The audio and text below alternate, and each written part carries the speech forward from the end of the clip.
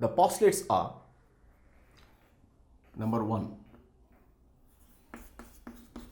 postulates of Rutherford atomic model.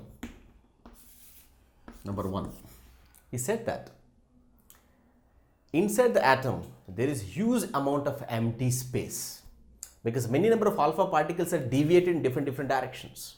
Only 1 in 8,000 reverse back. So in atom, huge amount of space is empty. In atom, huge amount of space is empty. The first point.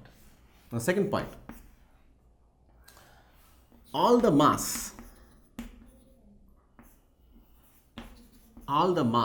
is concentrated at a point having positive charge inside the atom. This point is very important. If you see the previous diagram, whole amount of mass of atom is concentrated on the small dot, and the small dot is positive charge. How Rutherford is told to positive charge? Because alpha rays are also having positive charge, and one positive charge coming towards another positive charge, they will repel with each other. That's why the alpha particle coming towards the nucleus and reverse back.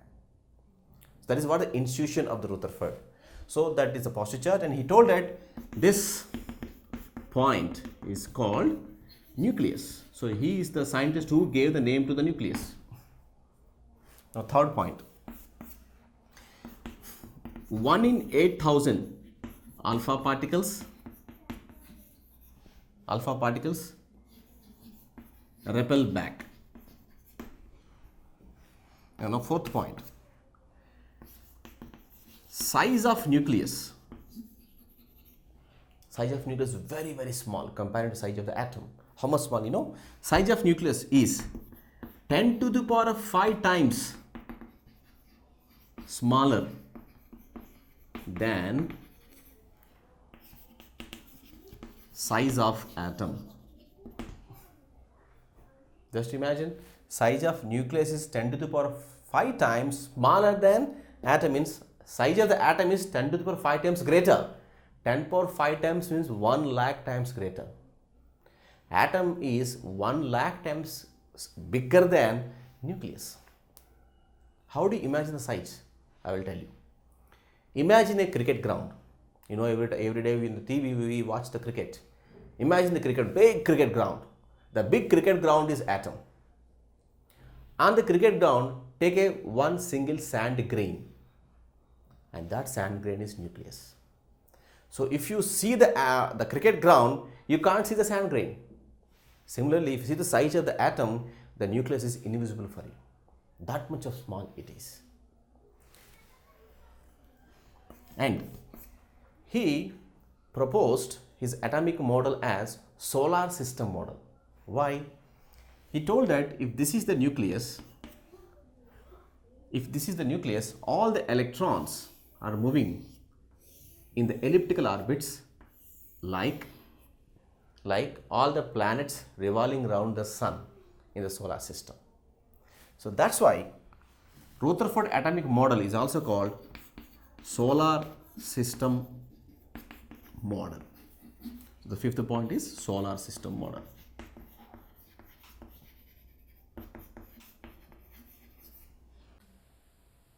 Even this atomic model was very good atomic model, but it could not explain the questions raised by different scientists in that age.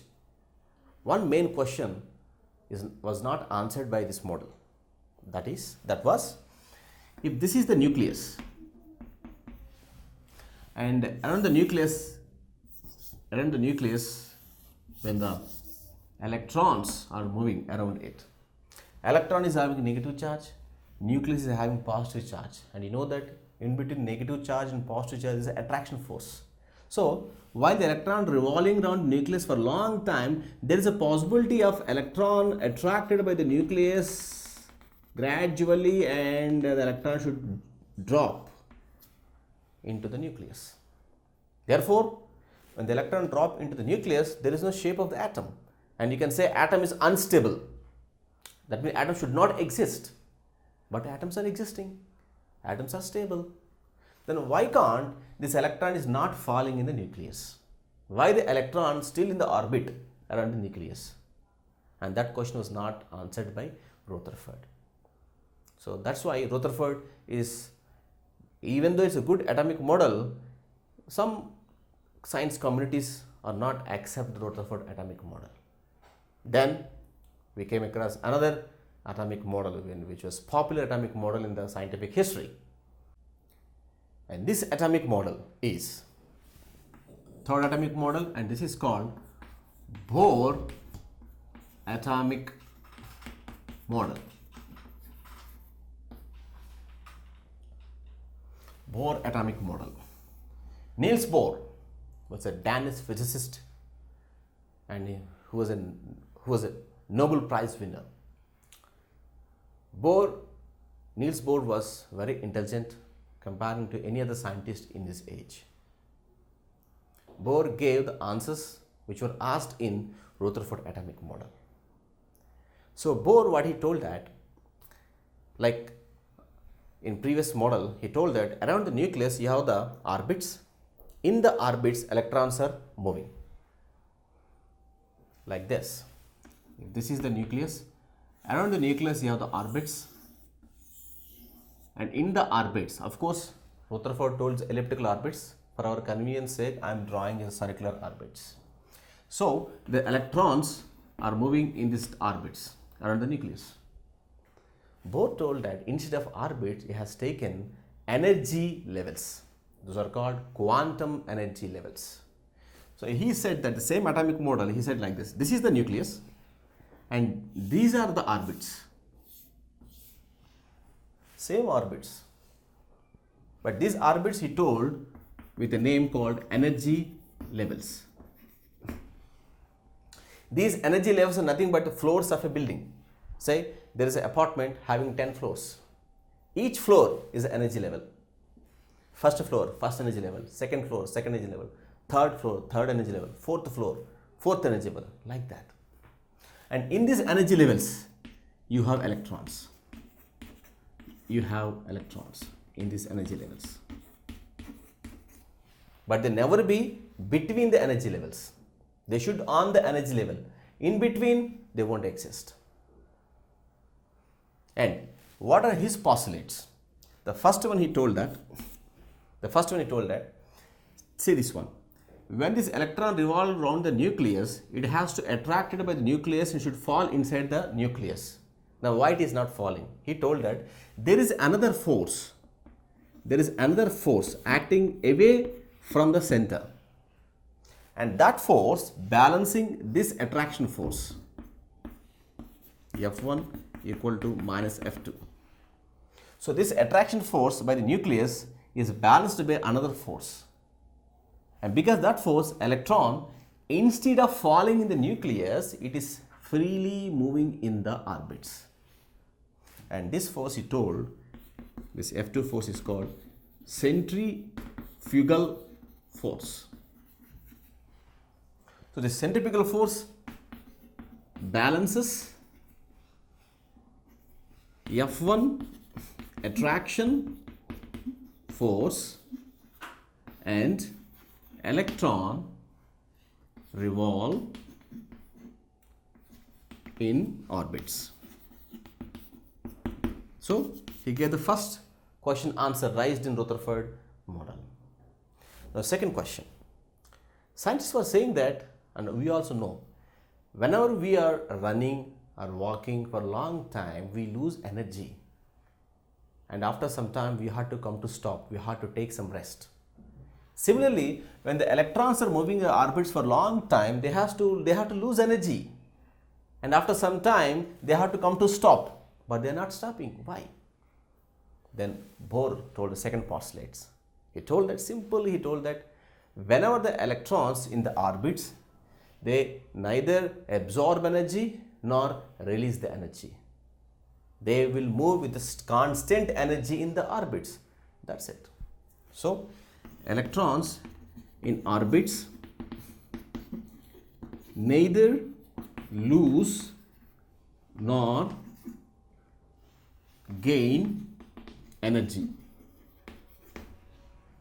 That's why those orbits are called stationary orbits. Stationary orbits. So all these are stationary orbits or stationary energy levels, we can say. Now these stationary orbits are given by some names also.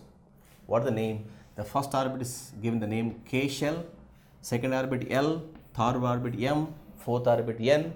So this is K, L, M, N. Like that, each and every orbit is given name.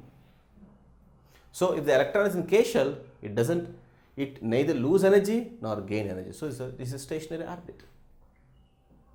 Then the point comes that when they lose energy, then when they absorb energy, then Bohr told the third postulates that when the electron, listen carefully, when the electron jump from high energy state to low energy state, it releases energy. See, if you move from K to N shell, K is lowest energy state, L is more energy state than K. So from K to N, the energy increases. So this is high energy state for K, M is high energy state for L, N is high energy state for M. So when the electron jump from L state to K state, it releases the energy. When the electron goes to K state to L state, see, lower to higher, it has to absorb the energy. This is absorbing. It has to absorb the energy and move from low energy state to high energy state. When move from high energy state to low energy state, it has to release the energy. So third postulate is when electron jumps from high to low energy states, emits energy. So that is the third postulate explained. So in that way, he intelligently explained about the atomic model. And today also, we are following the Bohr's atomic model to explain so many concepts in modern physics.